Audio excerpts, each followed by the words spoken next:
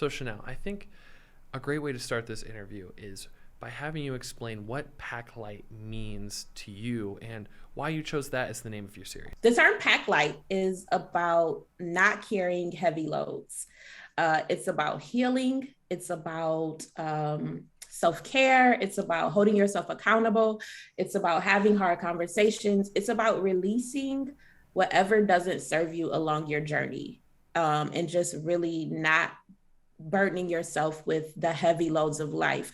Grief, grudges, regret, those things are so heavy. And so it's really about doing what you need to do to release those things and be able to, as I say, pack light. Do you find yourself having trouble finding a way to pack light? Because you're a filmmaker. That's not an easy task to Mm-hmm. pack light when you're one of us. Mm-hmm. Um, yes, from time to time, but my faith is very strong. My faith in God and therapy. As mentioned in Mothers and Daughters, you can have God and a therapist. So my faith really guides me through. It's been my driving force for as long as I can remember. And so yeah, we have our moments, we have our doubts, and we have things of like, why am I even doing this? But my faith really propels me to stay the course. And I tell myself all the time, keep going, Nail, keep going, Nail. And I do. I just keep going. I'm really intrigued that you're one of few people who would admit that they go to therapy in the film world. I think it's kind of taboo because people are like, no, I'm an artist. I get it through with my art, and that's how I write it out. Do you? And Steven Spielberg even said that if he went to therapy, his movies would be worse. Do you disagree with that? Um, I don't know about for him, but for me, it is a necessity. It has given me tools to deal with things. Being a filmmaker, being an artist, period, can be very lonely sometimes. And so I think it's important. I know for me, it has been super important to go to therapy, to work through things, to have tools. For me, therapy is a huge part of just having tools to navigate life. We've seen so many artists who have died, or, we've lost them to depression or just so many things. And I think it is important to have those outlets. I think it is important to be able to speak to people who don't know us, who won't judge us, who, have no skin in our game. It's just about, helping us to be our better selves. And so I don't know about Spielberg, but for me, it's very necessary. Well, you hear that, kids? Get therapy. Get therapy. Go to, Yes. go to Meditate. Yes. quit saying all those mean things to about your mother, and go to therapy. I don't know. You'll probably say mean things there too, but at least you'll know how to work through them. It's a private room. It's a private room. That's it's important. a private room. Yes. Hey, if you're just joining us, I have someone really exciting on the line. Their name is Chanel Lauren, and they're going to tell us all about their new movie, Dream Deferred. She's also the director of Pack Light TV, which you can find on YouTube. So Chanel, tell us about Dream Deferred. So Dream Deferred, it's a feature film, but I actually shot the short version of it because I want to get some funding for it to like really go all out, because Dream Deferred is a period piece. And so for the feature, it's got to be right. The clothes, the hair, the cars, everything. And so recently I filmed a short version of it, and Dream Deferred is a coming of age story. It's about a 13-year-old girl. It's loosely based on the summer my father was killed.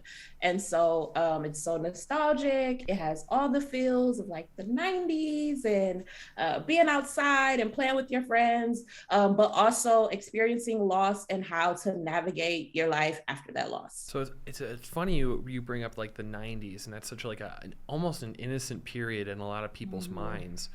Do you have that same experience? What was the year that your father passed, and how did that impact? My father was killed in 1997. It was the summer before my 8th grade year. So it was like such a pivotal time. I had just turned 13. I was, going into the 8th grade, very hopeful and excited about high school to come. And then this tragedy happens. And so, I'd be, insane to think it didn't take away some of my innocence or, just change me as a person. But I I still have such love, and I just hold the 90s in such high regard. It really was just, it was a time. It really was just being outside and, you know, trying to get home before the street lights come on, or staying outside over your cousin's house and being on the porch all night just talking about nothing. Like it was just such a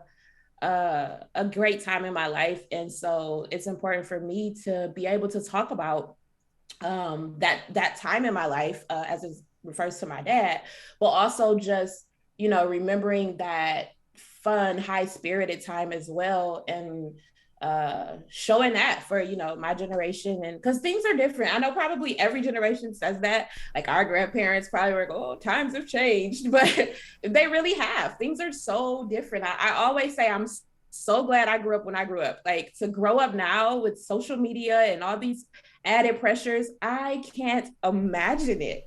And so yeah, I think it's such a fun piece, and I think it'll just be really cool for like people to be able to relive those fun moments, you know, even though a tragedy happens, the story is really about the livelihood and the spiritedness and the great nostalgia of the 90s. I'm really glad that you're able to find such joy in a time of mourning. And you know, I don't think I've ever had that kind of experience. I was born in 1997.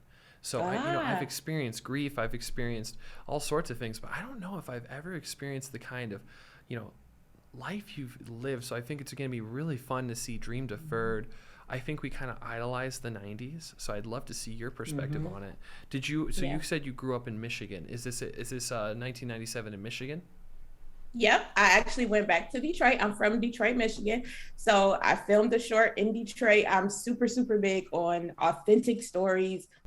Okay, so yeah, it was shot in Detroit, Michigan. I'm super big on like authentic stories and really like feeling like you're in the place. So it was important for me to be on the streets of Detroit, and like the houses to be the actual houses of Detroit. I went into like neighborhoods that aren't gentrified, and those older brick homes with porches, and like, so yeah, it's in Detroit, about Detroit, for anyone from Detroit. So, and even if you're not from Detroit, I feel like no matter where you're from, if you are, you know, born in the 70s or 80s, grew up in the 90s, you'll be able to resonate. And for those who didn't grow up in the 90s, I think it's just a fun film to see, like, oh my gosh, like that was such a cool. I think it'll be really interesting to see, and it's going to be such a unique movie. You know, I actually just rewatched the movie Do Revenge. And you can, if you watch Do Revenge, you know, it's obviously not set in the 90s, but it has that such a high influence of like the 90s like high school drama with like lots of like trickery and high school dynamics. And you know, I think what people get excited about is just seeing your film. You know, if you're 13 years old when that was happening, I'd love to see the same kind of you know, dynamics between young people in the 90s. Yes. So that'll be a lot of fun. That'll be a lot of fun. But you know, I think what really drives me in asking you this next question is I'm just so excited for the next season of Pack Light. So when am I going to get more Pack Light? I am heavy with the burden of not having more Pack Light. Okay, so good news. We are actually filming Pack Light. November, December, we're in the middle now. We're filming Pack Light, and it will be released at the top of the year. So it is your, yeah. So it will be released. It's 2023, something to start your new year off good and give you some good vibes. And so, yeah, it's coming soon. It's coming. Well, when that happens, I know I will be one of the first people in line of your many, many, many fans to go see some Pack Light. You know, watching this, I was, you know, I love a lot of the movies we see. You know, I love watching everybody's film because it's so great to see, you know, independent films being made. But when I was watching Pack Light, I was like, I really see the heart behind it. So I can say I'm a genuine fan. Thank you. I really appreciate that. Like, it's important for me. Like, I'm a Black woman. So like for you, you know, you're not a Black woman, you're a Black person. So I love that it transcends just my culture and my people. I love that other people enjoy it and watch it and it resonates with them. And like for you to share it with your wife, like I really appreciate that. So thank you for watching and thank you for supporting me. I appreciate it. Well, shucks, we really liked it, and we both laughed when the Uber driver took the girl home. From the moment the lights dim and the screen flickers to life, until that final camera fade when the crowd sits up, there's no other experience like seeing a film. The Denver Short Film Festival proudly presents the coolest film festival in the American West. Landmarks Mayan Theater, Denver, Colorado, February 23rd at 7 p.m. Come celebrate lights, camera, audience, and all the people who make it possible on this special night. Get your tickets now at denvershortfilmfestival.com. Hey, Thank you. I got a game for you. I think it'll be perfect for your pack lightness. So, Okay. this is our awkward questions game. This will be the awkward questions game. It's called marital troubles. So marital troubles. You know, you're married. Okay. You got your life. You got your beautiful partner who you love very much. But sometimes, oh boy, sometimes they just do things that just drive you up the wall, don't they? Yeah, for sure. So today I'm going to challenge you to be a little bit more honest. And when I'm going to say these marital troubles, Okay. you're going to pack light and be honest about who does that and who does what. Oh, nice. Okay. Let's go. So, and we'll put a tally. So, what's your partner's name? Terry. Terry? Yeah. So, who leaves the milk uncorked in the fridge? Is it you Terry. or Terry? Oh, It's Terry. Terry. How could you do this, Terry? Who leaves things on counters more often? Things that are not supposed to be on the counter. Things that are not supposed to be on the counter. This feels so like an attack. It's Terry. I'm sorry. Who puts their music too loud on in the car? Terry. Terry. Terry's gonna watch this and he's gonna be like, "This woman I'm married to." No, I'm telling you, he'll be like, "You're right. Like he'll vouch. He'll know. I wish he was here so he could tell you, like, no, it's for real. He'd pop in and say, "She's lying." No. No, it's so true. Like his music is so loud. Like on road trips, I wear earplugs. Oh, like, really? swear, absolutely. So yeah, for sure. Who has the more annoying in-laws? What is it? Who has the more annoying in-laws? I think that would depend on who you ask. Oh. I mean, annoying is relative. No, actually, it's so wild. I think we're very blessed. Like our families love us equally. So like my family loves him and adores him. His family loves and adores me. So like we don't really. It's not really a thing. I think I'm really blessed in that aspect. Like there is no like. Urgh. So yeah, I think we're good on that one. So I'll say neither for that one. Okay, good to hear. I love that there's some neutral territory. You got to have the whole family in, because then Christmas. Who gives Who gives the better Christmas gifts? Oh, definitely me. No, really. Terry is not huge on gift giving or picking out things. He'll just be like, tell me what you want, or here's the money. But I think I'd give thoughtful gifts. So I'm gonna say me on that one. Well, that's one that people stick on. So I think if you know you're the better gift giver, you know. Who drinks the last cup of coffee in the pot? Neither of us drink coffee, but who drinks the last of the lemonade? Terry. Terry. No. You can't do that. It's the South. It's hot there. Okay. Yeah. All right. And who forgets to do, so do you guys have dogs or cats or anything like that? We don't anymore. We used to have a dog though. Yeah. But we don't have any pets anymore. Okay. Who forgets to walk the dog more? Maybe me. Yeah. But our dog was Terry's baby. He was so yeah. That's probably me on that one. Yeah. Now here's a fun question. I think this will be really cap it off. I think this will be the one that really if Terry's gonna be she's lying. This is a contestable one. Okay. Who parks the car wrong in the driveway?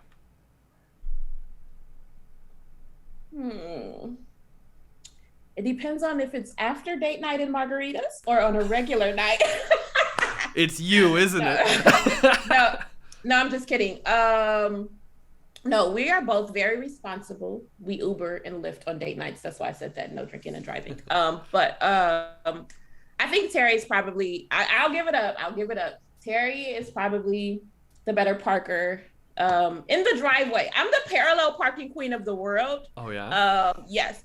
Being from Detroit, like going downtown, you have to know how to park. So when it comes to like parallel parking, I'm the queen of the world. But for some reason, getting in those little lines, I don't always do that great. So Terry, he has that one. He's the better parker in the driveway. Good job, Terry. We all love Terry. Yeah, good job. I definitely think that's the one thing that I'm like, no, I am the best parker. Yeah. And I, Abby, as much as I love her, she cannot park her car to save her life. So that's so funny. Yeah, I'll give him that one. I'll give him the driveway parking. Parallel parking is mine, but in the driveway or between the lines, he's got that. He wins that one. Fair enough. So Chanel, one final question for you. 2023 Pack Light's coming out. What's the thing you're most excited about 2023? This might sound odd, but I'm actually excited about the unknown. God has really just been blowing my mind in the best way when it comes to like showing me new things and meeting new people and having the relationships. And so while in the past, the unknown had been like so daunting, I am so excited about what's to come. I am so excited about the things that I don't even know. Of course, Dream Deferred is coming. So like, that's my baby. That's a huge one. But I'm just really looking forward to all the blessings and all the things that I can't even imagine, like all the good things that are in store that I don't even know about. Well, I know that while I can't tell you exactly what's going to happen, I know that many great things are going to happen, Chanel, because you're just such a wonderful personality. You're such a smart filmmaker, and you really dive deep in. And I think that's something that, people are afraid to do. Even when they're writing a script, they don't dive deep in, but you do. So I'm just ecstatic to see Dream Deferred. I can't wait for the next season of Pack Light. And I know 2023 is going to be a banner year for you because you just do so many excellent things. So pray on that one. Pray on that one. For sure. So, Chanel, where can we find Dream Deferred? Where can we find that? So Dream Deferred will be on my YouTube channel on Pack Light TV is my YouTube channel. And it is my hope that it'll be picked up. I'm going to pitch it around. So, hopefully on like a Hulu short or a Netflix short. I definitely want to get it streaming on someone's service. And then, of course, like I told you, the goal is to write, or it's already written. The goal is to shoot the feature film. And then, you'll see that in theaters, Oh, damn right. And I'll be the first person in Denver to be there, so yeah. I can't wait. I'll wait. I'll even tent outside. If when it's in theaters, I'll go to the AMC in Castle Rock, and I'll be the only person with a tent there, and they'll think I'm a homeless person, but it'll be very fun. Sir. I appreciate your dedication. Thank you, Hunter. Wow, I have that same dedication for all my guests. Just that. So Chanel Lauren, it has just been a true blessing to have you on the show. Thank you for coming on to support local film, and thank you for so much for being our first guest from Atlanta. Whoop, whoop, whoop, whoop. Thank you for having me. I really appreciate you guys reaching out. I have to, before we cut, I have to give a huge thank you to Jamar. He's from Colorado. He actually mentioned, or I think introduced you guys to my work. And so thank you so much. And I just really appreciate you guys having me. I appreciate you loving on Pack Light.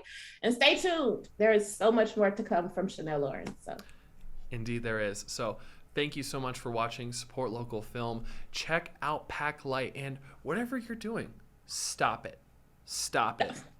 and watch some locally produced films from independent filmmakers, and watch some Black creators. Go and watch Pack Light. Watch Black and female creators. They are out there. They're making brand new cool stuff, and they're making it for you.